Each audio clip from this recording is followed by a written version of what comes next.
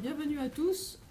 Aujourd'hui, c'est la première édition d'un système qu'on compte pérenniser les prochaines années, c'est-à-dire de faire chaque rentrée une conférence de presse de rentrée pour présenter les statistiques des nouvelles créations d'écoles et donner à voir aux journalistes et aux gens qui s'intéressent à l'éducation les nouveaux visages, en quelque sorte, de la liberté scolaire. C'est-à-dire qu'il y a une grande variété de créateurs d'écoles, mais évidemment, il y a des tendances et que c'est intéressant de voir un petit peu quelles sont les tendances et donner la parole aux journalistes, pas aux journalistes, mais aux créateurs d'écoles, pour que les journalistes puissent assez facilement avoir un peu les tendances sans forcément prendre le temps d'aller dans chaque école, ce qui n'est pas toujours forcément très pratique.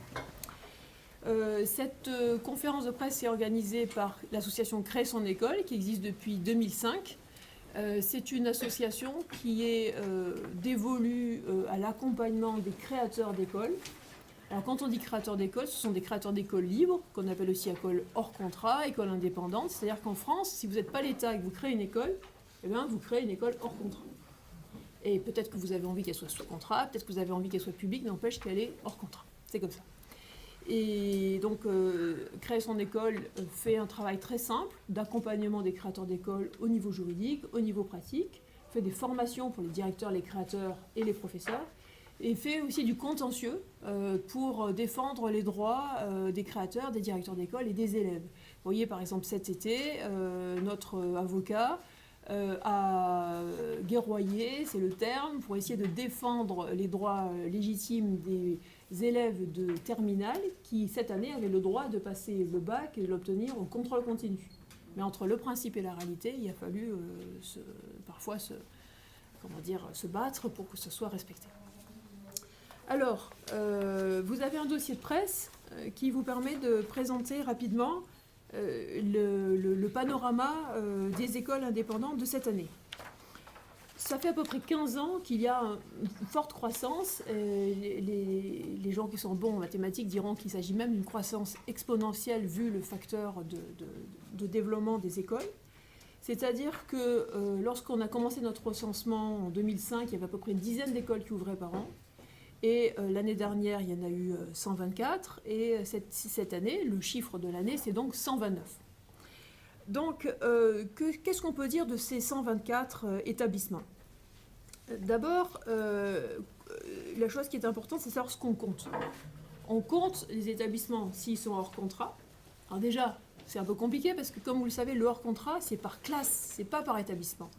Donc, en fait, vous pouvez même imaginer beaucoup d'autres établissements qu'on aurait dû compter, mais qu'on n'a pas compté, parce que ce sont des classes hors contrat qui sont insérées dans des établissements sous contrat. Donc ces établissements-là, en général, on ne les décompte pas parce qu'on ne sait pas forcément qu'ils existent.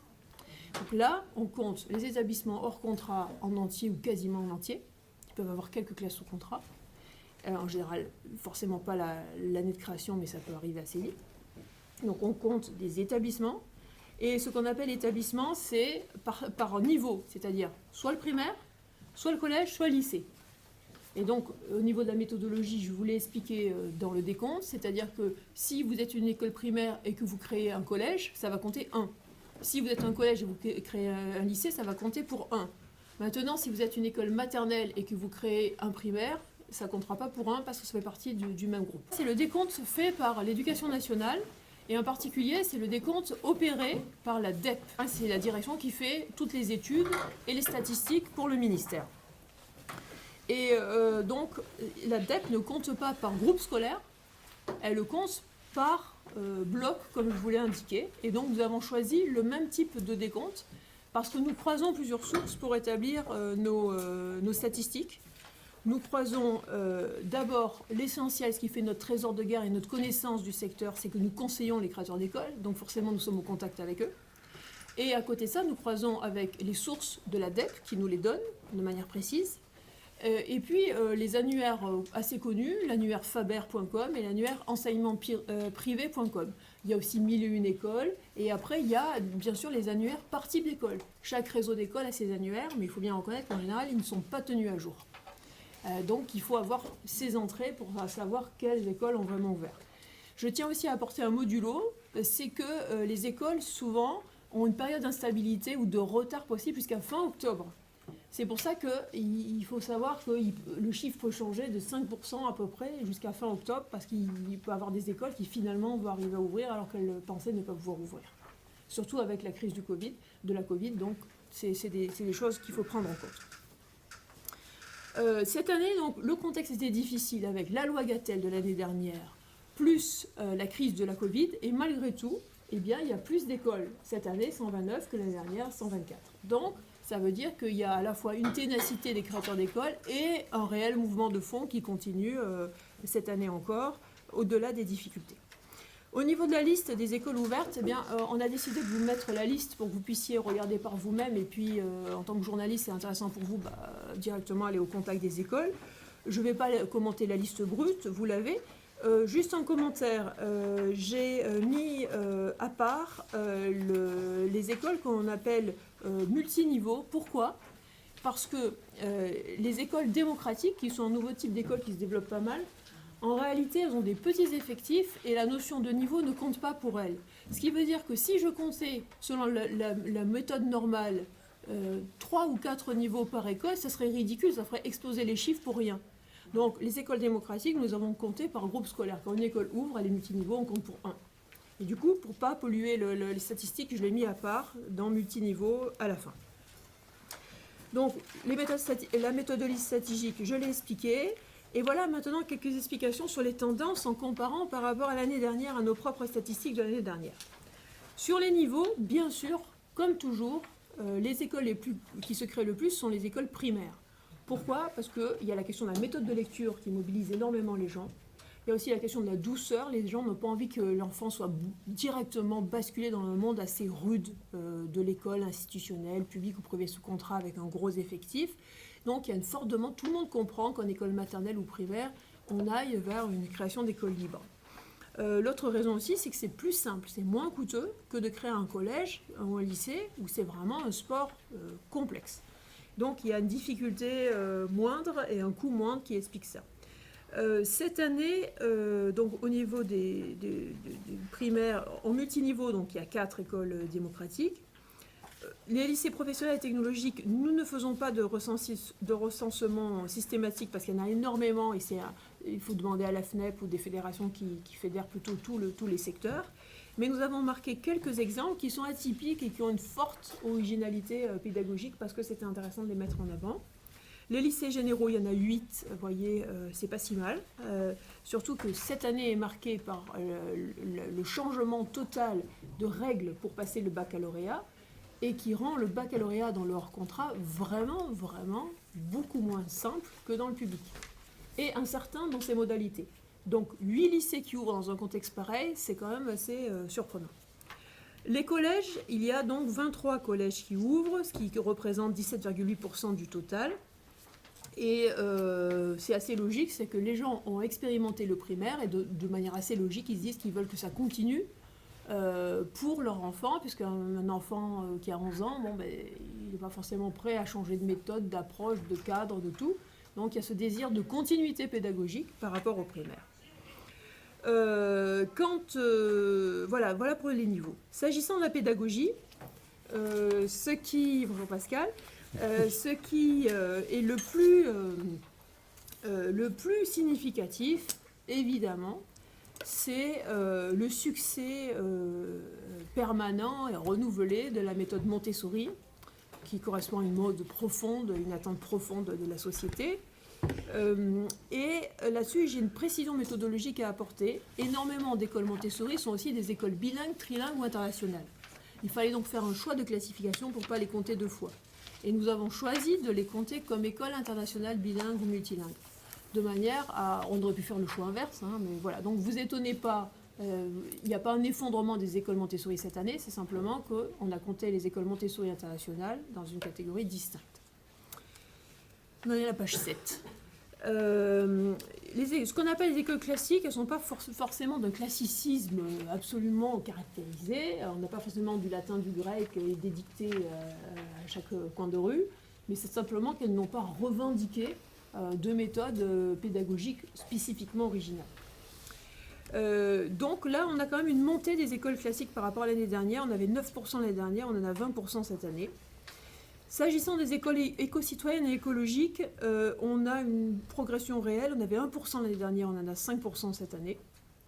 Les écoles démocratiques, par contre, sont en baisse. Il y en avait 12% l'année dernière, il y en a 3,9% cette année.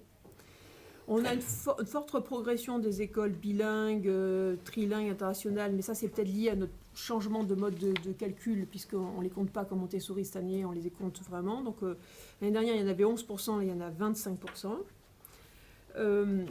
Ensuite, les écoles Steiner, on les a comptées à part cette année, alors qu'elles étaient dans autre pédagogie les dernières, c'est 2,3%. Ce qui est intéressant, c'est qu'il y a 2 créations d'écoles à dominante sportive, donc ce sont des écoles une pour le ski, l'autre pour le football. Donc ça, c'est original, avec cette logique aussi qu'on peut faire une vraie originalité type sport-études ou une vraie originalité type musique en se servant de la liberté scolaire. Et une chose qui monte quand même de manière assez significative aussi, ce sont les écoles pour les publics spécifiques. Il y a de plus en plus d'écoles qui vont être créées pour les enfants à haut potentiel ou pour les enfants qui ont des troubles de l'attention, par exemple. S'agissant des religions, c'est certainement le point peut-être le plus étonnant de cette année. On a d'abord un véritable effondrement des écoles catholiques. Très peu d'écoles catholiques cette année. Il y en avait 18% l'année dernière, il y en a 4,7% cette année, avec simplement 6 ouvertures. Les écoles juives sont à peu près stationnaires, donc 4% avec 5 ouvertures. Les écoles protestantes sont stationnaires, 3% avec 4 ouvertures. On a une progression des écoles musulmanes qui passent devant les autres confessions, à part bien sûr la confessionnelle, avec 11 ouvertures. Mais si on raisonne en termes de groupe scolaire, ça fait 9 ouvertures. Il faut savoir que c'est très difficile de répertorier les écoles musulmanes. Il n'y a aucun lieu centralisé et même les responsables de fédérations ou de syndicats n'ont pas les chiffres. Donc c'est un sport assez compliqué où il peut y avoir pas mal d'erreurs. Et bien sûr, 87% l'année dernière, 80% cette année de la confessionnelle. Donc la tendance profonde, lourde, c'est des créations d'écoles à confessionnelles ou laïques, selon comment elles se définissent elles-mêmes, ça dépend du vocable retenu. C'était donc 87% l'année dernière, 80% cette année. Ce sont donc des chiffres très importants. Voilà pour les tendances. Une dernière remarque, elles sont étendues sur tout le territoire, y compris à l'outre-mer. Et dans le passé, dans les premières années où on a commencé à faire des recensements, c'était surtout la région parisienne, la région lyonnaise et l'ouest de la France. Et maintenant, c'est devenu une réalité qui est générale, et aussi bien de tout petits villages que des grosses villes. On a tout type d'école, et c'est ça quand même qui est assez surprenant, c'est que c'est pas simplement une mode urbaine ou une réalité de petits villages, c'est généralisé. Dernière remarque liée aux tarifs. Si on regarde bien les écoles qui se démultiplient aujourd'hui, ce sont des écoles qui ont un modèle économique. C'est ces écoles qui ont une certaine rentabilité. Ce sont des écoles Montessori ou des écoles internationales. C'est assez logique parce qu'en plus, en période de crise, il ne va pas avoir besoin d'aller chercher des dons. Il y a un modèle autoporté avec un investissement d'origine et ensuite un modèle qui a une efficacité économique. La deuxième chose aussi qu'on peut dire, c'est que les dernières années, il y avait certainement au niveau religieux, pas mal de gens qui avaient une logique militante et qui ont fondé des écoles. Les personnes les plus militantes ont déjà probablement, ou les communautés les plus militantes ont déjà probablement fondé leurs écoles. Et maintenant, on est plus dans une logique un peu classique. Il y a un besoin, il y a un marché, il y a une offre, et donc il y a des gens qui créent des écoles. Donc on a un côté moins militant, sur le côté soit religieux, soit liberté scolaire, et on a un côté plus adaptation à une attente pédagogique et un désir d'école à petit format. Donc voilà la première partie. Je vous invite à poser vos questions et ensuite on passera au témoignage des différentes écoles. Est-ce qu'il y a un moyen pour vous de donner les chiffres, le nombre d'enfants dans toutes ces structures, une fois qu'on a fait, quand vous avez fait vos bilans, est-ce que les établissements ils vous donnent à peu près le nombre d'enfants qu'ils ont à la rentrée 2020 ? Alors pour l'instant, ce n'est pas quelque chose que nous faisons.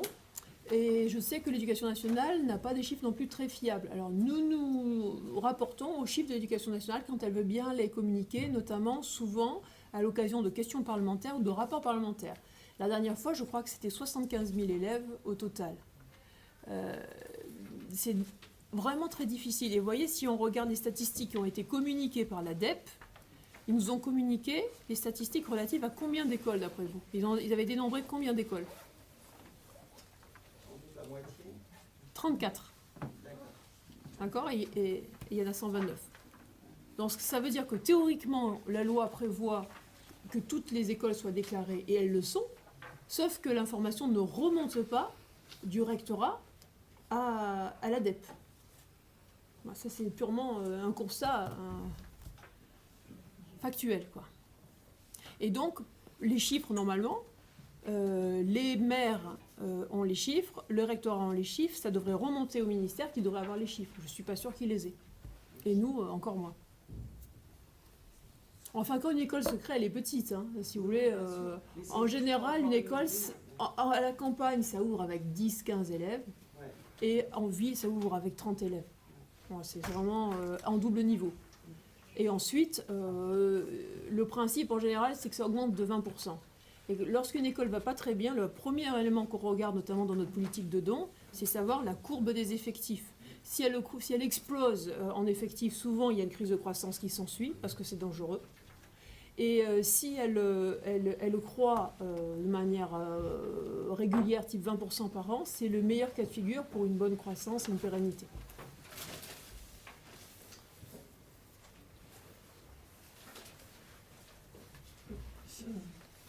Vous pouvez ouvrir la porte pour qu'on ait un maximum d'air? Merci beaucoup, Christophe. Une précision, vous l'avez peut-être dit au départ, je suis arrivée en retard, excusez-moi. Sur le nombre d'écoles existantes, oui. Est-ce qu'il est stable? Là, je vois dans le dossier de presse 1600.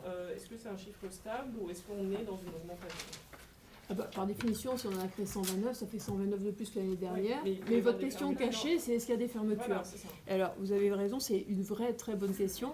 La réponse, c'est qu'aujourd'hui, la loi, je l'ai mis dans le dossier, la loi n'impose pas de déclarer que lorsque vous fermez votre école. Et donc, les écoles, souvent, ne le déclarent pas. Et comme elles sont un peu honteuses, elles ne viennent pas non plus nous le dire. Donc, en fait, on a du mal à repérer les écoles qui ferment.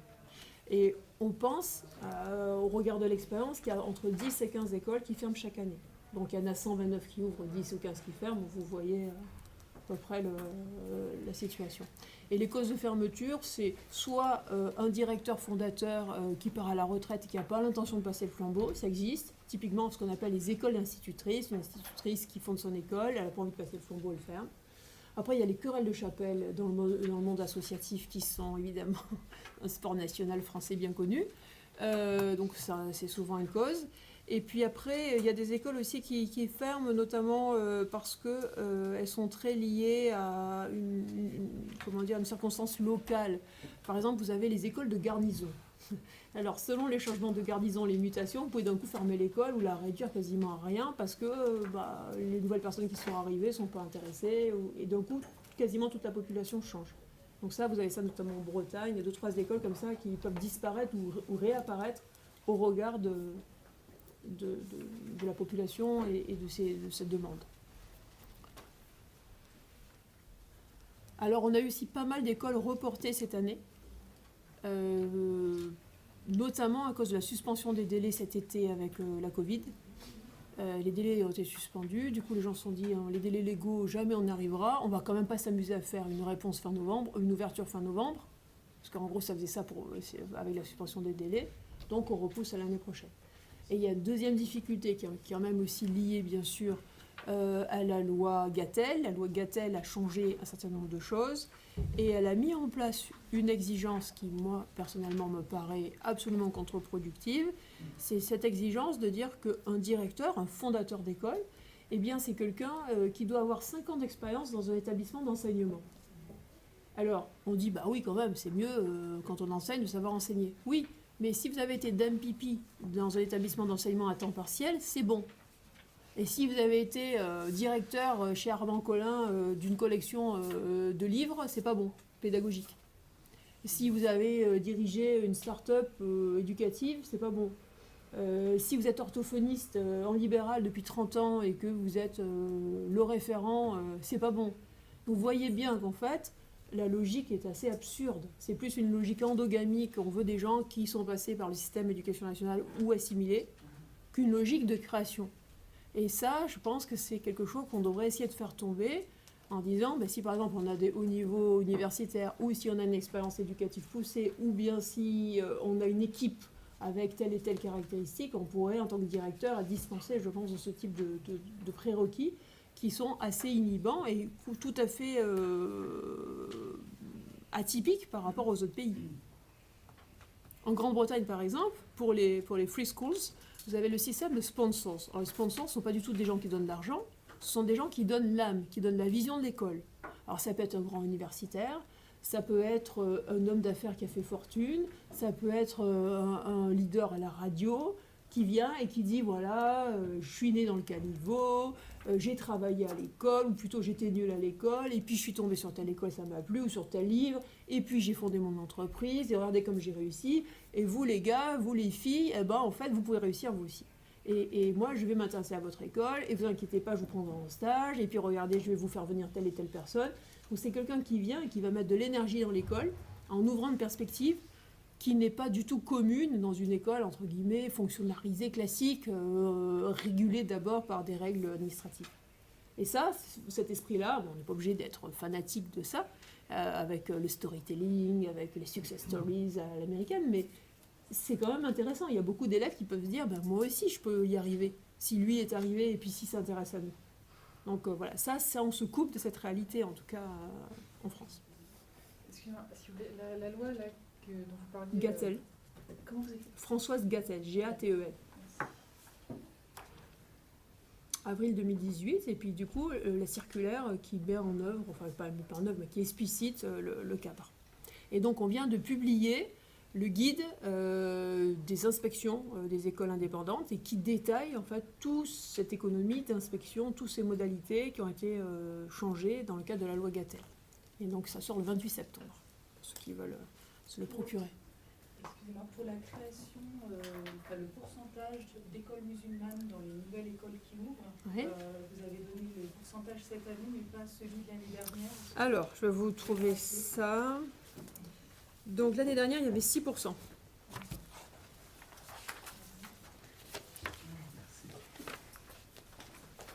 Question à propos de la pédagogie. Vous avez souligné l'importance de la pédagogie Montessori. Oui.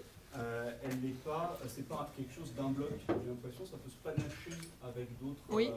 pédagogies. Est-ce qu'il y a des tendances qui s'affirment sur qu'est-ce qu'on va mettre en valeur dans un collège, par exemple? Est-ce que c'est des compétences techniques? Est-ce que vous voyez une évolution autour de Montessori? Qu'est-ce que ça draine comme Alors, Montessori, c'est peut-être la pédagogie qui est le moins souvent panachée, même si elle est quand même un peu, ne serait-ce que parce que souvent les gens cherchent à avoir un tampon AMF, par exemple. Donc, ils veulent prouver qu'ils font du Montessori et pas un bricolage autour de Montessori. Et il y a des écoles qui font un peu de Montessori, mais qui ne vont pas forcément s'appeler école Montessori. Donc, vous voyez, aujourd'hui, si vous prenez par exemple les écoles catholiques, il y a une partie significative des écoles catholiques qui font au moins les petites classes en Montessori. Mais elles ne vont pas s'intituler Montessori, elles ne vont pas oser présenter les choses comme ça, parce qu'elles estiment que ça serait un peu galvaudé. Et les autres pédagogies actives sont très rarement utilisées à l'état pur. Vous prenez par exemple Freinet, j'ai jamais vu une école récemment de créer que du Freinet. Ils vont faire Freinet de Crowley, Freinet Montessori de Crowley, vous voyez, ils vont mixer. Et ce qui est quand même intéressant, c'est que toutes ces pédagogies dites nouvelles auxquelles on se réfère sont des pédagogies qui sont très anciennes en réalité. Et c'est intéressant. Alors après, il y a des gens qui créent un mix à eux, mais on se rend compte que finalement, les gens ont encore besoin d'étiquettes. Ils vont aller facilement dans une école Montessori, ils iront moins facilement dans l'école de Madame Dustruc, qui peut avoir 30 ans d'expérience et avoir créé vraiment sa propre synthèse. Donc, J'avais une autre question par rapport à vos statistiques. Depuis le passage de la loi faisant obligation scolaire à partir de 3 ans, oui. Ça, c'était en 18-19 Oui. Est-ce que du coup, parce que vous avez bien mentionné que le plus grand nombre d'ouvertures, c'est les petites Oui. classes et les maternelles, est-ce que du coup, vous pensez qu'il y a eu un effet de cette loi Oui. Pas seulement sur les écoles musulmanes, parce que ça, c'était quand même dans l'excuse pour passer cette loi, ou dans d'autres pédagogies aussi. En fait, dans les statistiques, vous voyez quand c'est que maternelle, vous voyez dans le tableau, Ouais, c'est vrai qu'il y a eu un effet. Bon, pour bien revenir sur la loi n'impose pas de scolariser ses enfants à 3 ans, elle impose de les instruire. Mais là où ça a un effet qui est clair, c'est que lorsque vous scolarisez votre enfant, vous le mettez à l'école, vous ne pouvez plus comme avant dire, écoutez, il vient un peu, mais pas l'après-midi parce qu'il est fatigué ou qu'il ne supporte pas ça. Si l'école veut bien, elle peut, mais si l'école ne veut pas, ben, vous vous retrouvez embêté. C'est pas une logique un petit peu à la carte. Donc ça a changé ça. Ça a changé bien sûr la prise en charge financière dans un certain nombre d'écoles, dans les écoles privées sous contrat. Maintenant, c'est pris en charge par les collectivités locales, ce n'était pas le cas avant. Et ça a aussi changé une chose, c'est pour les écoles, en particulier Steiner. Alors, je ne sais pas s'il y a un représentant des écoles Steiner Oui, ici. c'est moi. Ah, mais c'est vous. Eh bien, C'est expliquez. un drame. Voilà. C'est un drame. Voilà. Parce que ça nous oblige à leur faire de l'école maternelle, alors que nos C'est ça. jardins d'enfants, Était différent. on ne fait pas de l'école. Et surtout, ça applique la réglementation liée aux professeurs à ce type d'école qui Et puis la était assez PMI, légitime. et Voilà. puis, enfin, Ça change complètement le contexte d'apprentissage. Oui, je suis consciente du problème. Mais donc vous avez, je crois, une période de transition et puis ensuite il faut marcher au pas. Voilà. Alors, d'autres questions? Pensez-vous que la création des écoles confessionnelles libres pourrait être impactée par les nouvelles mesures que le gouvernement compte prendre Sur quoi? concernant le communautarisme? Ah, sur le séparatisme? Eh ben, la loi est en novembre, ils ne peuvent pas interdire la création d'écoles confessionnelles, ça c'est pas possible. Est-ce qu'ils peuvent avoir des exigences sur l'enseignement de la laïcité, l'enseignement des différentes religions? Honnêtement, je pense que c'est trop tôt pour dire. Dans la fondation qu'on a créée, la fondation Kéros pour l'innovation éducative, nous organisons un colloque le 14 octobre à l'Institut de France, justement sur le séparatisme, et ça s'appelle « Une école libre et ambitieuse, meilleur antidote au séparatisme ». Donc cette question-là sera traitée et on saura à 1 mois, normalement, de la sortie de la loi sur le séparatisme. Pour l'instant, personne ne sait ce qu'il y a dans cette loi, donc je ne suis pas capable de dire. Sur le modèle économique, donc vous sembliez dire que les écoles qui se créent là sont des écoles qui ont des modèles économiques plus solides que d'autres années. Est-ce Est-ce qu'on peut préciser? Voilà.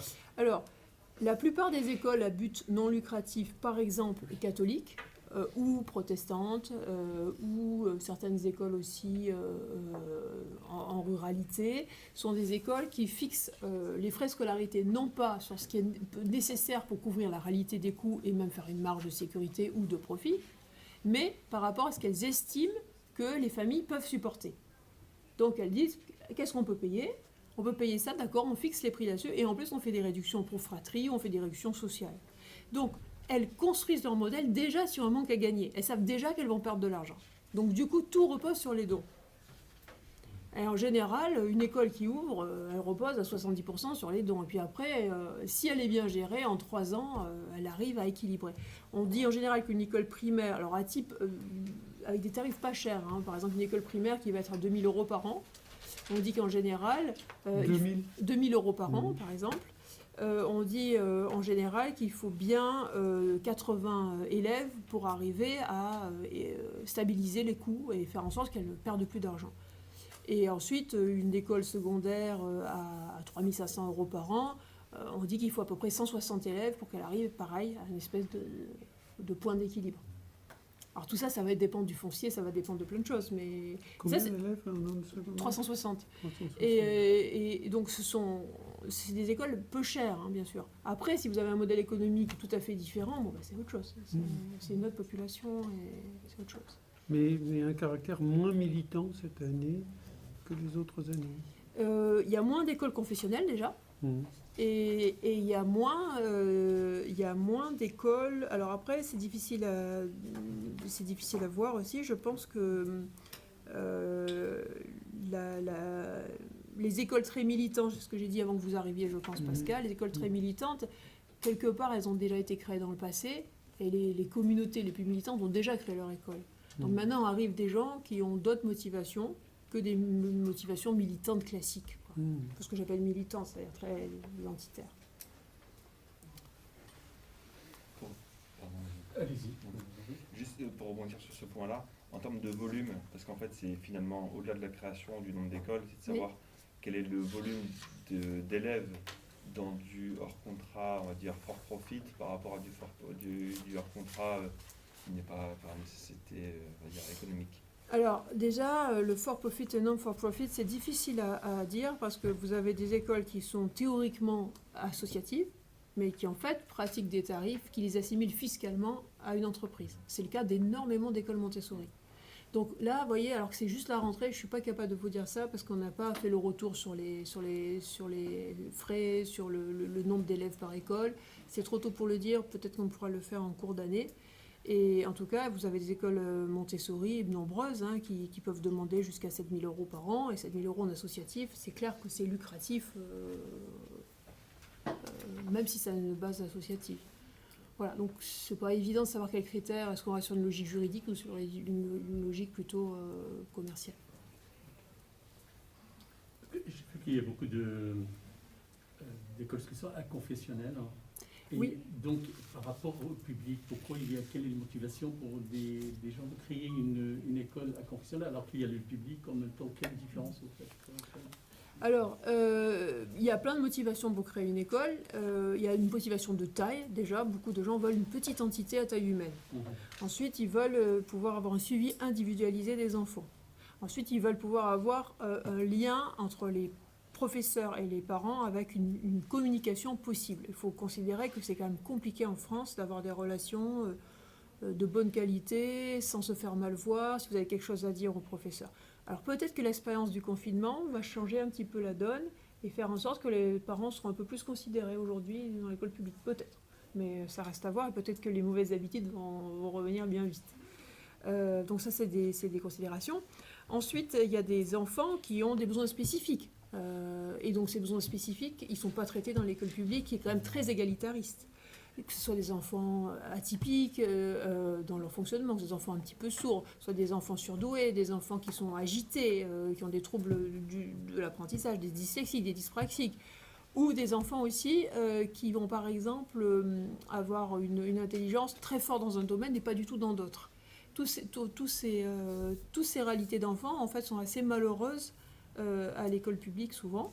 Il y a une autre réalité aussi qui va beaucoup dans les écoles privées, souvent hors contrat aujourd'hui, quand ce n'est pas une déscolarisation complète, ce sont tous les enfants qui sont harcelés. Et ça, c'est une réalité croissante, encore trop méconnue. Il y a énormément d'enfants harcelés, y compris dans le privé sous contrat. Et ces enfants vivent un calvaire, ils ne veulent plus aller à l'école. Et souvent, il faut carrément les déscolariser et éventuellement, au bout d'un moment, leur trouver une école qui soit suffisamment douce, entre guillemets, pour qu'ils acceptent de nouveau de se remettre sur le chemin de l'école. Donc il y a vraiment un service qui est rendu par les écoles hors contrat au profit de la nation pour en fait trouver des solutions pour tous ces enfants qui ne rentrent pas à l'école publique ou qui ne rentrent plus à l'école publique alors que l'école publique doit s'occuper de tous. Alors on n'a pas de café, c'est malheureux ça. Ils n'arrivent pas les cafés? Oui? Vous avez une colonne qui s'appelle public spécifique HP TDAH, oui. Des écoles du public. Non, ce qu'on appelle le public spécifique, ça veut dire c'est des écoles qui sont conçues par exemple pour les enfants à haut potentiel ou les enfants à trouble du comportement type suractivité. Il y a une énorme demande pour les enfants différents, oui. qu'ils soient autistes très intelligents ou autistes très fermés et sans parole. Il y a 1000 cas. Est-ce qu'il y aurait une possibilité peut-être, il y a un tellement par rapport aux pays anglo-saxons, qu'on se bouge un petit peu pour les autistes maintenant, est-ce qu'il n'y aurait pas une possibilité, alors c'est compliqué, mais quand on voit la secrétaire d'État aux handicapés, qui a l'air d'être une femme remarquable, d'avoir une aide. Alors, il existe une fondation pour l'autisme qui a commencé à créer des écoles spécifiques. Alors je ne sais pas ce que valent ces écoles, mais en tout cas ça existe. Et ensuite, il y a de plus en plus d'écoles hors contrat, d'écoles libres, qui créent des classes pour enfants un peu différents. Et ça, je trouve que c'est une très bonne approche, parce que ça permettait à la fois une fraternité, une solidarité des enfants entre eux, et en même temps tenir compte de leurs besoins spécifiques, de leur fatigabilité aussi beaucoup plus forte, et puis de leurs besoins pédagogiques propres. Donc ça commence à se développer. Et c'est vrai que la France est très très en retard par rapport par exemple à la Grande-Bretagne, qui est un pays que je connais bien, très en retard là-dessus. D'une manière générale sur le handicap, par rapport à la Belgique, on est très en retard, à la Grande-Bretagne, on est très en retard, aux États-Unis, on est très en retard, au Canada aussi. Donc en France, on a un vrai problème avec la prise en compte de la différence, quoi, d'une manière générale. Alors peut-être une dernière question, puis après il faut qu'on passe aux témoignages. Sachant que vous pouvez reposer des questions après les témoignages aussi. J'ai une question sur les effets là, de la crise sanitaire sur le public. Alors évidemment, là, sur le public accueilli dans les écoles libres. Évidemment, là, on ne voit pas d'effet sur les créations, puisque c'est beaucoup trop récent. Mais est-ce que vous avez des informations à savoir s'il y a davantage de personnes qui sont intéressées par des inscriptions dans l'enseignement privé hors contrat depuis la crise sanitaire? Non, je pense que c'est plutôt le contraire. C'est-à-dire qu'il y a une partie des parents qui ont décidé de faire l'école à la maison, qui viennent du public, du privé sous contrat et du privé hors contrat pour les petites classes. D'abord parce qu'ils se sont rendus compte que c'était possible, mais aussi parce qu'ils se sont rendus compte que financièrement, s'ils pouvaient sortir moins un enfant ou retarder, c'était déjà ça. Et la deuxième chose, c'est que beaucoup d'enfants sont rentrés dans une forme de précarité, beaucoup de familles sont rentrées dans une forme de précarité économique, et donc elles ont peur. Et elles se disent, bon, au moins pour cette année, on remet l'enfant à l'école publique ou sous contrat, puis on verra après. Donc on a un contexte économique défavorable. Oui. On a un contexte économique qui est défavorable pour tout le monde. On a forcément une frilosité accrue, et puis des gens qui se disent, attendez, moi, avant de faire des dons ou avant de lancer quelque chose de nouveau, je vais déjà sécuriser la période étant incertaine. Et malgré ce contexte quand même globalement très incertain, on a plus de créations que l'année dernière. Et on a une diversification qui continue, donc ça veut dire que c'est un mouvement de fond qui, sans cette crise, aurait été certainement réellement exponentiel sur cette année. Alors là, c'est une croissance classique, mais ce n'est pas une croissance exponentielle pour cette année. Par rapport à la crise du Covid, justement, les règles sanitaires et les protocoles dont nous savons tous qui sont un petit peu incohérents, mais on ne va même pas aller là-dedans. Oui. Est-ce que vous pensez que les écoles hors contrat risquent plus d'être harcelées et d'être punies si on a des cas, entre guillemets, si on ne respecte pas le nombre de masques et le nombre d'enfants? Il y a un domaine où on risque d'être plus embêté, et c'est d'ailleurs assez honteux, c'est tout ce qui est mise au chômage partiel, parce que le public n'aura aucun contrôle, et les écoles privées, elles ont géré ça comme elles ont pu. Ouais. Et là, c'est clair qu'il a commencé à y avoir des contrôles, et des contrôles parfois très durs, alors que les écoles ont essayé de jouer le jeu et de faire pour le mieux pour éviter de mettre les gens au chômage ou d'arrêter l'école. Voilà. Là-dessus, il y a plus de divergence de traitement. Sur le reste, je ne pense pas. Oui. Rapidement, vous avez donné les tendances pour l'ouverture à la rentrée 2020 des nouveaux établissements en termes de religion par rapport à 2019. Oui. Est-ce que vous auriez éventuellement des clés d'interprétation pour comprendre l'évolution Si à vous, les journalistes, de les donner. Les gens de prise de contact, est-ce que vous avez l'impression Bon, si on regarde les écoles juives, il y a eu un rebond il y a 2-3 ans parce que donc qui n'est pas notable cette année, parce que les enfants juifs sont de plus en plus en but à des problèmes dans les écoles publiques, notamment en banlieue. Et donc il y a une nouvelle génération d'enfants qui quittent le public ou le privé sous contrat pour aller dans leur contrat, alors qu'ils ne viennent pas de familles très pratiquantes. Donc ça, c'est quelque chose qu'on a observé ces dernières années et qui alimente un peu la création d'écoles juives, mais avec pas beaucoup il n'y a pas un rebond particulier cette année. Pour les écoles musulmanes, c'est la création, ça continue dans une logique assez normale, mais c'est pas du tout exponentiel, c'est représentatif de la part croissante qu'ils ont dans la société, mais il n'y a rien d'exponentiel. Ce qui est peut-être plus intéressant, c'est de voir le repli des écoles catholiques, et à mon avis, il y a matière à ce qu'elles qu'elles s'interrogent sérieusement sur cette réalité. Pourquoi il y a moins de création d'écoles catholiques ? Peut-être aussi qu'elles peuvent s'interroger sur le modèle économique. Est-ce qu'elles ont raison de vouloir absolument faire des écoles qui ne tiennent pas économiquement et qui reposent intégralement sur les dons? Est-ce qu'elles ne devraient pas peut-être s'engager dans une autre piste, qui est de faire des écoles qui ont un modèle économique, mais qui ont une politique de bourse sur donateurs très importante? Comme ça, elles ont une école qui tourne, et petit à petit, en fonction des donateurs qu'elles trouvent, elles arrivent à intégrer des enfants issus de familles moins favorisées. Peut-être que c'est un changement qu'il faut qu'elles fassent. Parce que c'est elles qui ont les tarifs les plus bas, de très loin. Voilà.